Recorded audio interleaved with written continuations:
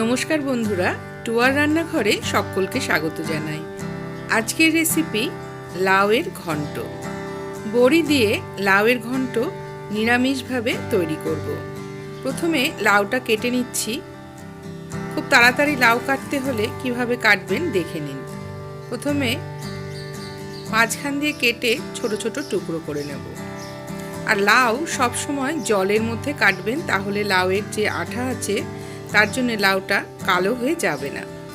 প্রথমে ছোট করে কেটে নিয়েছি, এবার খোলাটা ছাড়িয়ে নেব।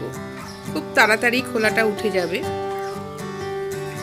এইবারে লাউটাকে মাঝখান দিয়ে পাতলা করে করে কেটে নেব, কিন্তু একটা সাইড সামান্য একটু আটকে রাখতে হবে, তাহলে কুচো করার সময় লাউটা ধরতে সুবিধা হবে। এইভাবে কয়েকটা মাঝখান দিয়ে টুকরো করে নিচ্ছি। এইবার হাতে ধরে চটপট কাটার খুব সুবিধা হবে। এইভাবে টুকরো করে নেব।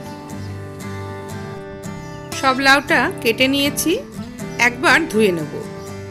কড়াইয়ে দিয়ে দিচ্ছি 4 টেবিল স্পুন সর্ষের তেল।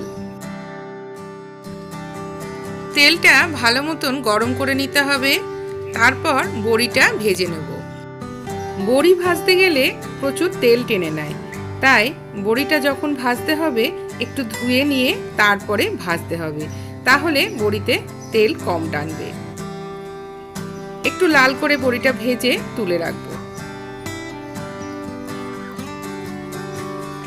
এবার দিয়ে দিচ্ছি 1/2 টিস্পুন জিরে, শুকনো লঙ্কা আর একটা তেজপাতা। একটা গুঁড়ো মশলার পেস্ট তৈরি করে নিচ্ছি।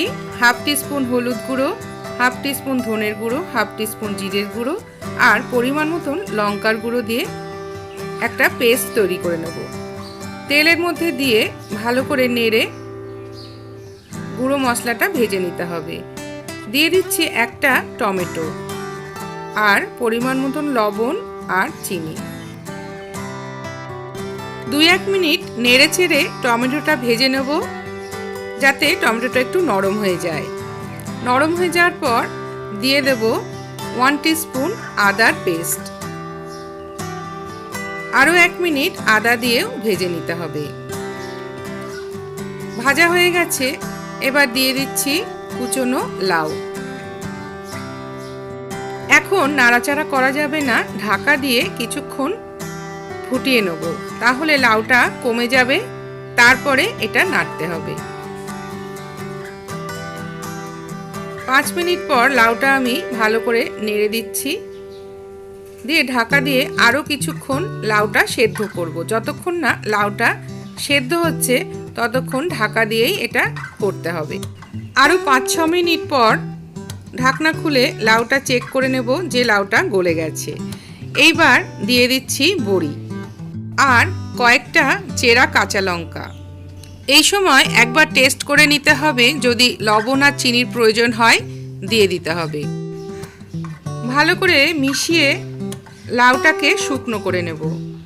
যদি সময় কম থাকে তাহলে 1 টিস্পুন আটা বা ময়দা ছড়িয়ে নেড়ে চেড়ে নিলেই তাড়াতাড়ি শুকিয়ে যাবে।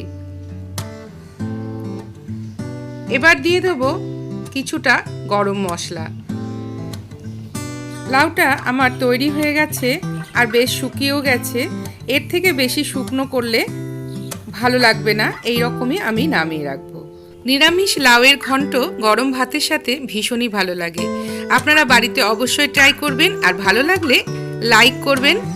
আমার চ্যানেলে নিরামিষ অনেক রেসিপি রয়েছে, আপনারা দেখুন। আর আমার চ্যানেলটিকে সাবস্ক্রাইব করে দেবেন, পাশে থাকা বেল আইকনটা ক্লিক করে দেবেন, তাহলে আমার নতুন রেসিপির নোটিফিকেশান আপনাদের কাছে পৌঁছে যাবে। ধন্যবাদ।